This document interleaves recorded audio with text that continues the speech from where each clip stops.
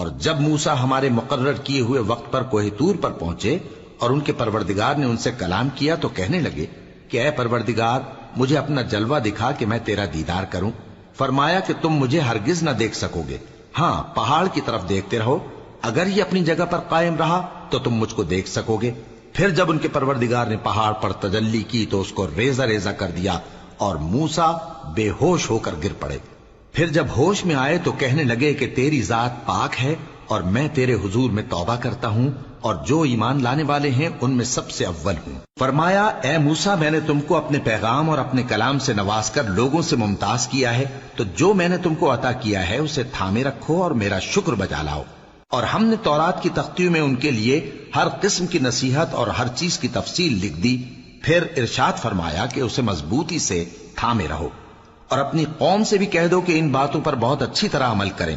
میں انقریب تم کو نافرمان لوگوں کا گھر دکھاؤں گا، جو لوگ زمین میں ناحق تکبر کرتی ہیں ان کو اپنی آیتوں سے پھیر دوں گا۔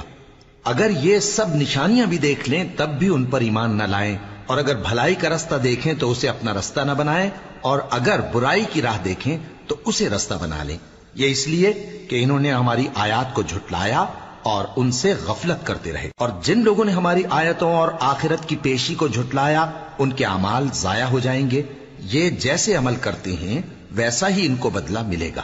اور موسیٰ کے بعد ان کی قوم نے اپنے زیور سے ایک بچڑا بنا لیا، وہ ایک جسم تھا جس میں سے بیل کی آواز نکلتی تھی۔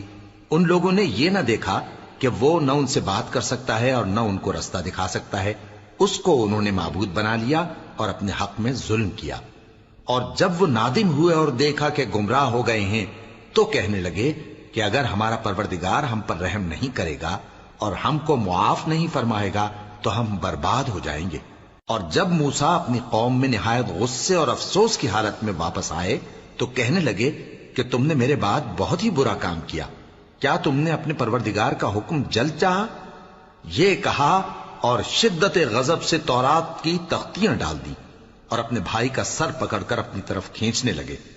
انہوں نے کہا کہ بھائی جان، لوگ تو مجھے کمزور سمجھتے تھے اور قریب تھا کہ قتل کر دیں، تو ایسا کام نہ کیجیے کہ دشمن مجھ پر ہنسیں اور مجھے ظالم لوگوں میں شامل نہ سمجھیے۔ انہوں نے دعا کی کہ اے میرے پروردگار مجھے اور میرے بھائی کو معاف کر دے اور ہمیں اپنی رحمت میں داخل کر، تو سب سے بڑھ کر رحم کرنے والا ہے۔ جن لوگوں نے بچڑے کو معبود بنا لیا تھا ان پر ان کے پروردگار کا غضب واقع ہوگا اور دنیا کی زندگی میں ذلت نصیب ہوگی، اور ہم افترا پردازوں کو ایسا ہی بدلہ دیا کرتے ہیں۔